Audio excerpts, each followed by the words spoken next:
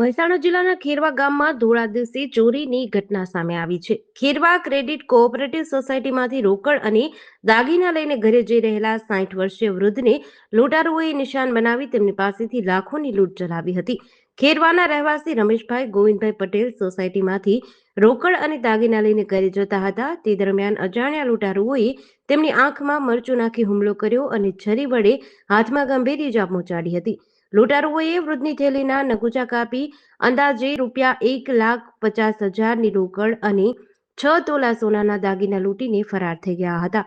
બનાવવામાં તો શું ઘરેથી નીકળ્યો હતો એક બેંક ક્રેડિટ બેંક કરીને આપણે ખેરવા ત્યાં સુધી વળી બેંકમાં લોકરમાં જઈ દાગીના લીધા 1.5 લાખ રૂપિયા રોકડા હતા. બરાબર. લઈને આવ્યો એ ટાઈમમાં બનાવ બન્યો છે. અંદાજ કેટલા વાગ્યા હશે? લગભગ 2 વાગ્યા સવા 2 કોણ કોણ આવ્યું હતું? બે છોકરા હતા.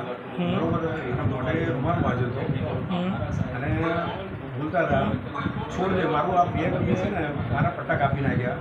બે બેગ પછી હાથેથી પકડી રાખ્યું અને મને કે છોડ દે એટલી બૂમો પાડી અને પછી એને ચપ્પુ મારી અને સીધું એને પાડીને જ બાઈક આમ રાખ્યું હતું. એ પછી પાછળ ઉઠી ગયો ને એને ઉતરી ગયો પહેલાં બાઈક પાડી દીધું અને સીધો આમ નીકળી ગયો એની પાછળ ગયો અને દવાખાને જઈને પછી ઊભો થઈ ગયો. ત્યાં હું પાડી તો પાડતો છે ત્યાં ગયો. તમે પોલીસ ફરિયાદ કરી? નીકળી ગયા મારા આંખમાં મરચું નાખી હતું ને હું કહ્યું ને કે આંખો બંધ કરીને 2 બાઇક ચલાવ્યું. એટલે આંખમાં મરચું નાખી અને તમારા ભાઈ પાસેથી પડાઈ ગયા છે? હા, આંખમાં મરચું નાખ્યું. ઓકે. કઈ બેંક હતી?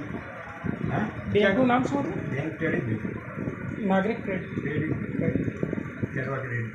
GDC ન્યૂઝ સાથે ભાવિન ભાવસાર, મહેસાણા.